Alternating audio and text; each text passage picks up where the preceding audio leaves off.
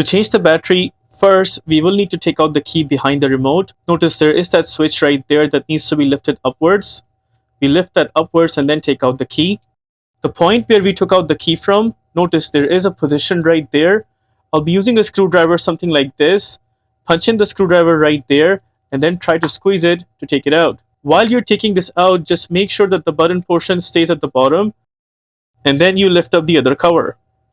Right there is the battery. I'll use the same screwdriver and punch it on the top side to pull the battery outwards. There it is.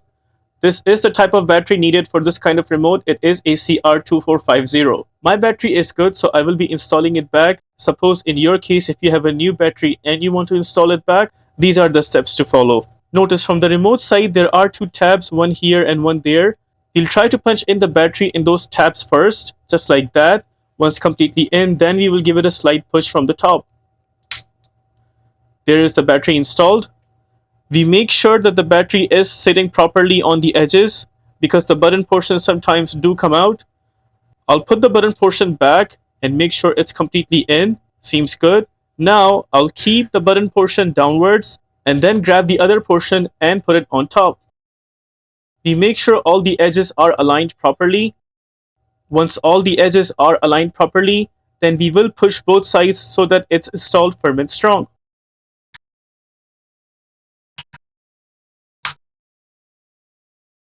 Once again, just making sure all the edges are installed properly, and it seems like it is perfectly fine. We'll go ahead and punch in the key.